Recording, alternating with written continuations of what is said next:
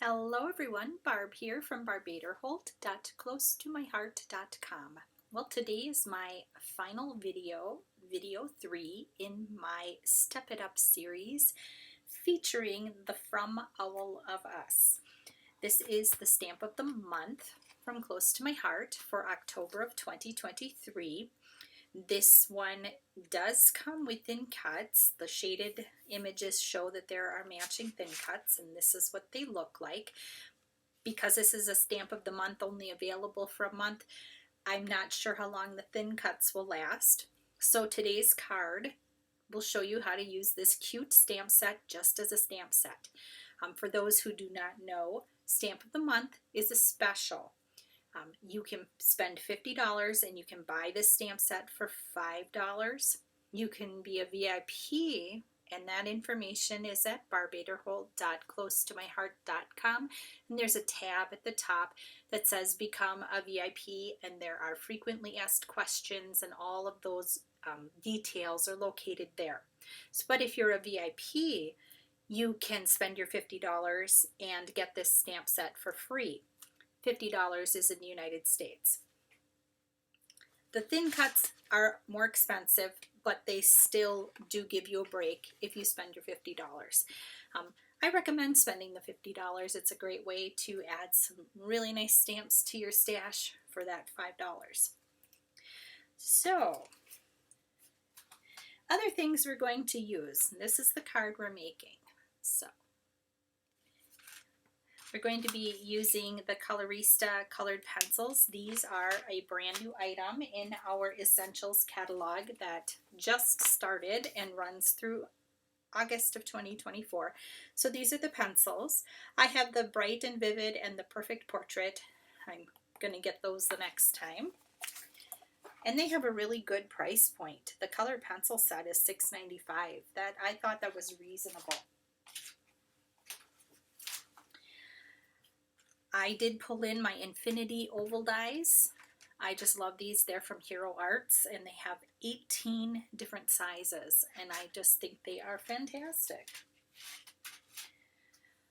I have some blender brushes. A couple of them are from another company, and this one is a Close to My Heart blender brush. 3 different colors of ink. I have Capri, Evergreen, and Mocha. I also really wanted to use this. It is called Christmas Florals, and you can get the embossing folder, and there are coordinating stencils, and I think those are just so pretty. I'll show you what they look like in the catalog. This is from the September-October catalog. Let me see if I can find it quickly. Yes, here we go, page 46. So you see here's the stencil, or these are the stencils. This is the embossing folder. And on the other page, there's some lovely artwork showing what it looks like when you use those stencils, or what it looks like when you just leave it plain. And I think that is lovely and elegant. So yes, I'm thinking about using that for my Christmas cards this year. So let's see, I'm gonna get started. The first thing I'm going to do is bring in my Spellbinders die cut machine. So I need to clear some space. I have a couple of different die cut machines. This is one that I like to take with me because it folds up, so it's a little more compact. So you fold down the little wings, just like that. And then I found that this base and the embossing plate is what I need for this embossing folder. So I have a piece of white daisy cardstock, and I am going to spritz it. Just going to get it a little bit wet and pop it into the embossing folder. And there it is, all sandwiched in there. Now I'm going to set it on that bottom plate at an angle. I'm not going to put it straight, but I'm going to tip it a little bit. That helps to minimize the pressure that your rollers have on that. If you put it through here, there's a big clunky bump and it's a lot harder to roll it through. If you put it at an angle, that edge only hits a little bit at a time and it just doesn't have that speed bump. So I'm going to put this plate on the top of it, and then you want to tuck it in, and I can feel that it's starting to get a little pressure in there, and then I'm just cranking my handle. Gotta hang on to the darn thing. But you hear it did not give me that big clunk. So here we go. Here is that embossed folder, and it's full of poinsettias. Isn't that beautiful? I just think that is so lovely. So that's step number 1. I'm going to move this out of the way.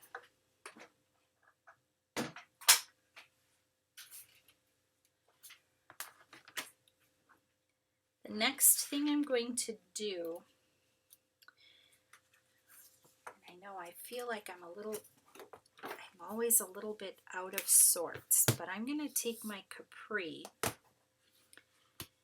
and my blue handled brush here, and you look through the stencils and you find this is the layer that has the bigger holes on it, and you just twist it around until you figure, and sometimes I have it upside down, so don't forget to, you may have to rotate it upside down. And what I'm doing, I know I've got my head in the way, I'm so sorry, and I'm getting it lined up, and close enough is good enough as far as I'm concerned. I do have a scratch piece of paper here. You could tape it in place if you wanted to. I'm not going to bother doing that. And you just start rubbing. And of course that embossed part sticks up and it catches that ink. Now some of it's super dark. I'm trying to do a little darker in the middle, a little lighter on the outside. This one may look a little different than the other ones. They'll each be unique. It does have these little dots. They're kind of berries. And that's it. That is how that works.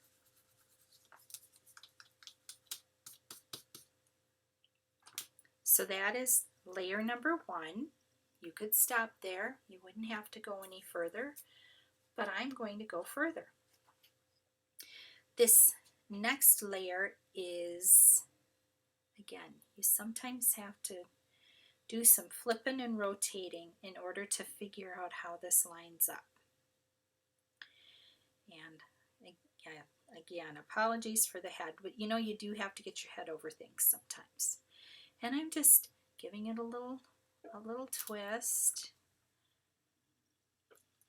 And the next color I'm going to use is evergreen. Magnetic lids make it easy to get those ink pads open. And I am just, again, giving it a little rub-a-dub-a-doo. The harder you press, the darker your ink will be. And of course you can always go over it multiple times to darken your images if that's what you like. There is no right or wrong. This is your art. You do it. Oh, and I scooched a little bit, so I'm going to sneak that back.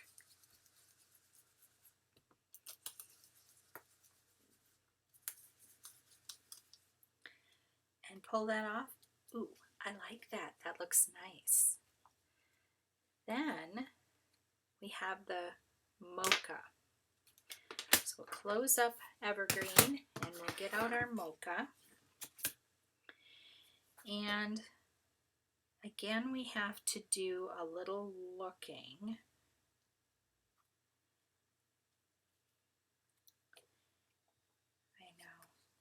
it takes me a little while to get this figured out. Aha, aha, aha, aha. Here we go. And usually once you can get one image, it's fairly easy to get the rest to line up. Got my brown blender brush, and I'm just gonna go over everything. And you can use texture paste. You could do all sorts of cool things with this, and I'm looking forward to playing with this more. But I wanted to get it out in front of you while the catalog is still fresh. You know, we're still in the first month of the catalog, because sometimes things sell out quickly and I don't even have a chance to show them to you. And I really wanted to show you this because this was one of those things that caught my eye as I looked through that catalog. Okay, we're going to pull that away. Ooh, inky. Inky but fun. So here's what this looks like. Isn't that pretty? We're going to set it to the side, and I'm going to dig out my ovals. Now I cut a vellum oval because I thought that would be nice and it wouldn't cover up so much of that image. And I do think I need I'm going to use the brown or mocha ink because I'm using those colored pencils. I don't need to have something that's able to handle wet because I'm not using wet. Just letting that transfer. There we go. Now I think I'm done with inks. And we're going to get out the colored pencils, and I am going to use this as a reference just because it helps me. The pencils come in a little tray, which you can certainly leave them in or take them out of. And here we go. I'm going to do a little bit darker coloring around in front of the brim of the hat where shadows would be, under the eyes, along the edge here. But you know, you just color it how it feels right to you. And then, oh, maybe even under that little pointiness. And I think I'll keep that pointy part a little darker, and the rest I'm going to just lightly color. And I think these colored pencils color very nicely, especially once you use them a little bit and they get that sweet spot edge. And then same thing here, I'm just going to go a little dark.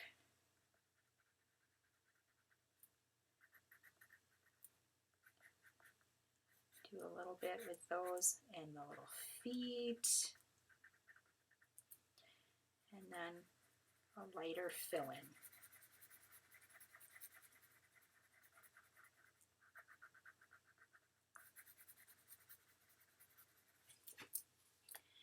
Okay, we'll put him away, and I did do a little bit of some yellow on the feet, so I will hit a little bit of yellow right over the top. It's subtle, but you can see it.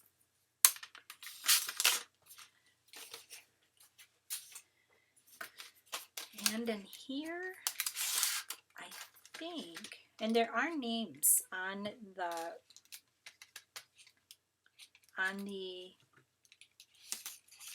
maybe this one, on the pencils, sorry. So this is Wave Blue, and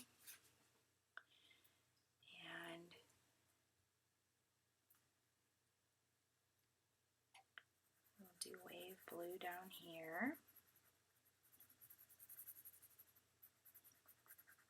Again, a little bit darker where the scarf and the neck meet, and a little bit darker where the scarves meet. And I think I'm going to put this part of the hat with the Wave Blue, And then we will go every other with the wave blue on the ribs of the hat. These are not watercolor pencils, these are just colored pencils. And then I'm going to get out, this one says peacock green. I thought that would work well with the colors that I used for my inking.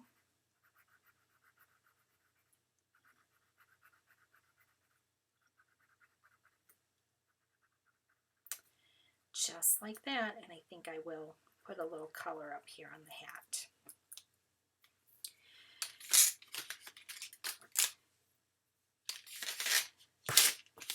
And we'll set those to the side. I think I'm done with that. Now I am going to take a micron pen, and I'm going to do a little line, dot, dot, line, dot, dot, just to add a little something something around the edge. I felt like it got a little lost without it, so you can always do a little sketchy line around the edge of something. I do it on scrapbook pages and on cards.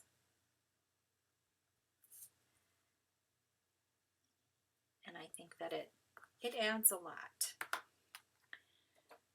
I also want to put this onto my vellum.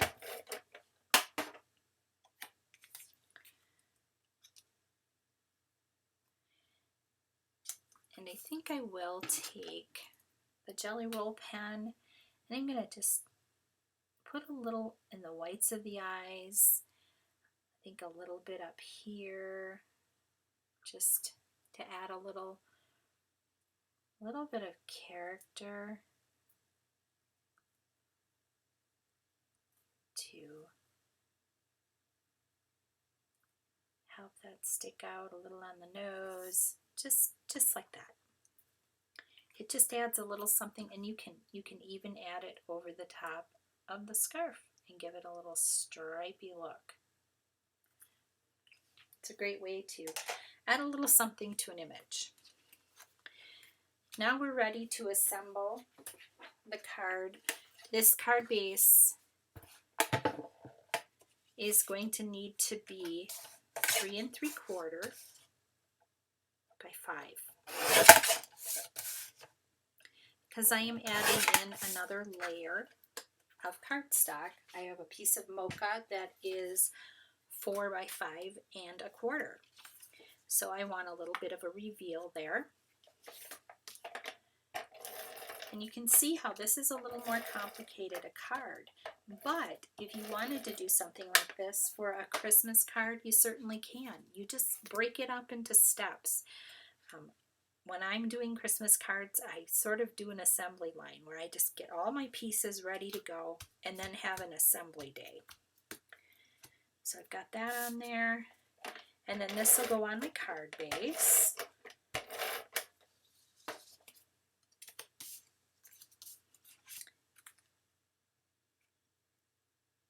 Just like that, and so you get that nice little white reveal. I think that shows up so nice. And then here I think I will pop this up. So I have some foam tape from my stash.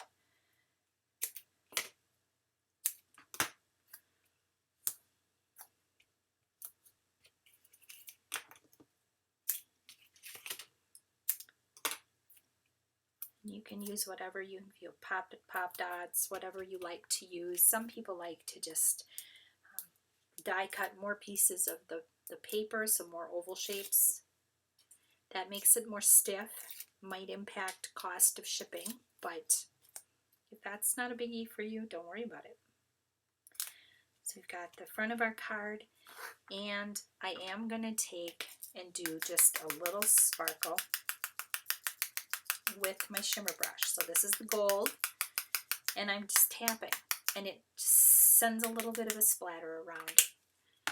And on the inside, I will again bring in the mocha ink. And when you're looking at this, if you want to know, quick reference to which side has the ink pad on it, the top with the name has the ink pad on it, so you know when you're opening it up which way to go. Here's Happy Holidays.